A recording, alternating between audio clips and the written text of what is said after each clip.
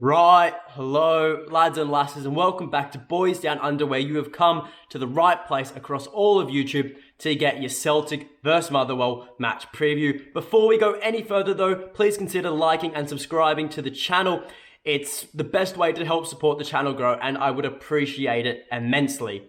But without further ado, let's get into it. So, at home at Celtic Park, this is a must-win clash for Celtic, and it's going to be a very interesting clash because straight before kickoff, Hearts vs Rangers finishes up, and that is going to be a very, very important match, I think, to the title race. Whether Rangers drop points or whether they get all 3 points, it's going to make it a very, very important match for Celtic nonetheless. So, running into the match, and Celtic are 5 from 5 in the league in their last 5 matches. 5 wins from 5, I'm just saying it in other ways now. And our last match, we absolutely obliterated Dundee United, made it look like a training drill, and that has seen us stay in second in the league, 4 points off top. But like I said earlier, that could all change tonight. Well, this arvo, if you're in Glasgow. Mind the Aussie time zones. So, as for Motherwell, and in their last 5 matches, they have had a bit of mixed results, 3 wins and 2 losses. But with the results around them, the results of the teams around them on the ladder has actually seen them leapfrog up to 4th on the ladder. They're on equal points with Dundee United with a game in hand, which is obviously tonight's game. But as for injuries and suspensions and the away side, they're contending with us. They're actually contending with us for most injuries in a team at the moment. They are without Dara O'Connor, Robbie Crawford, Jahani Ojala, Sondre Solholm Johansson, and Mark O'Hara. 100% out, I'm pretty sure. Then there's also Ricky Laney. He's in doubt. He actually picked up an injury in the last match and was forced off the field, so we'll have to wait and see what the go is with Ricky. But as for the Celts, and the list has gone back up again, after dying down for a while, the Celtic Hospital 11 is picking up some steam. Like, we've still got the regulars of Julian and Karamoko still leading the line for that team. Then there's also Jota, he's out. Giacomarcus, he's out. Ayeti, he's out. But we also have players like Ralston, who is doubtful because he was training for Celtic, and we could see him. In the video they released, he was running, he was sprinting. He looked happy enough, but it's up to Ange to whether, we play Ralston and risk him for the League Cup final, or do we give him another day's rest and play someone like Greg Taylor at left back. But there's also the most important injury news around the country right now, and that is of Kyogo. Now, very interesting with Kyogo. Ange told journos that it doesn't appear to be as bad as first thought. He still has to get scans. So he's probably gotten the scans already, but it doesn't seem like he will be out for long. He can't put a time frame on it, however. Now, what does this mean? It means Kyogo could either be out for a match, a week, or a month, or like 6 months, because it doesn't matter how the injury appears to be, it's up to the scans, and the scans show everything, so we'll have to wait and see the result of them. But fingers crossed, he could be ready for the League Cup final. And if he's ready for the League Cup final, I will be a lot more relaxed and a lot more comfortable heading into it than I am right now. But we're not previewing the League Cup final. We're previewing Celtic vs Motherwell, and Kyogo will not play in this match. I'm 99% certain. But that leads us into the lineup prediction, and it's going to be an extremely different lineup to what we saw against Real Betis, as we all expect. And it will be interesting to see what Ange does up top. But let's see. So we are going with Joe Hart in goals.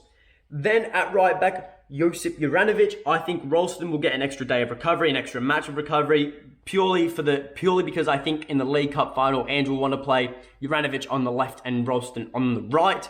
Then as the 2 centre halves, Carl Starfelt and Cameron Carter-Vickers.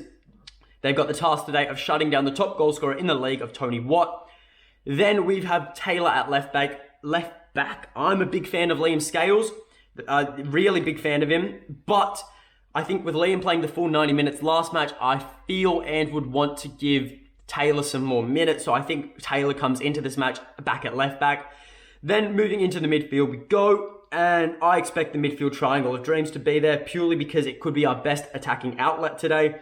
Callum McGregor at CDM, David Turnbull as the box-to-box, and then Tommy Rogic, the Wizard of Oz, up in cam. Then as for the front three, and this is the contentious part, if you did go and watch the Mission Impossible replacing Kyogo video, then you will know personally that I want to see Joey Dawson at striker with Johnson and Forrest either side of him. But that is not what I think Ange will play. What I think Ange will go with is Moffat on the left for his debut, then Johnston through the middle and Forrest on the right-hand side. But it is also very, very possible that it could be Johnston on the left-hand side, Abada through the middle instead, and then Forrest on the right, leaving the two B players, Moffat and Dawson, to make their debuts off the bench. But into the final score prediction we go, and looking at the strengths of Motherwell, Tony Watt. Clearly, easily, he is their biggest asset right now, and he's the league's top goal scorer for a reason, because he is saving Motherwell on so many occasions.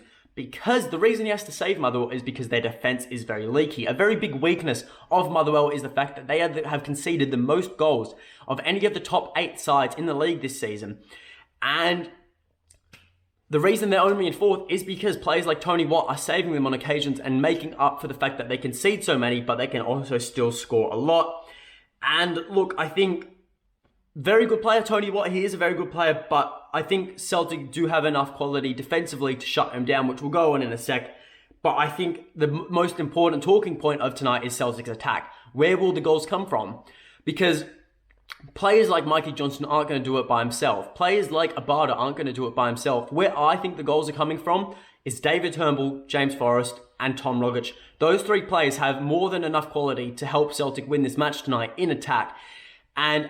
But if the bad side is that if they don't turn up, then we are in a bit of a pickle, because while Motherwell may have the leakiest defence, they certainly are still very, very sound defensively, and they will pocket players like Abada if they don't show up. They will block up players like Mikey Johnston if they have a bad day, and it will be a very frustrating day at the office for Celtic in attack. It's going to be one of those games that we have all the possession but can't break the defensive line. Defensively, however, speaking, Celtic are very, very sound, and I'm going to touch on this now. Cameron Carter-Vickers and Carl Starfelt have built a very, very nice partnership, I guess we could say, between the two of them, and combined, I'm sure, I don't see how they can't shut down Tony Watt if they work together and in conjunction with the 2 wing-backs. They have enough power, they have enough strength, and enough defensive ability between them to shut him down, something that Mascherano could not do in 2012, but look, regardless, like every match, 3 points is the must. Whether we win it pretty, whether we win it ugly, it doesn't matter as long as we're getting to 3 points. And what I think the scoreline will be is a repeat of last time. I'm going for a 2-0 scoreline because I think we won't win it comfortably. It won't be an arm wrestle, but I think Celtic will do enough to get 2 goals. Actually, that is I don't think we'll blow Motherwell out, but I think it will be just under a comfortable win for Celtic, and hopefully, and I'm predicting we take away the 3 points, and either by the end of the night are still within 4 points off the top, or are even closer. But that is all from me, so leave in the comments below your score prediction, like the video, and please consider subscribing to the channel, and until next time, hail, hail.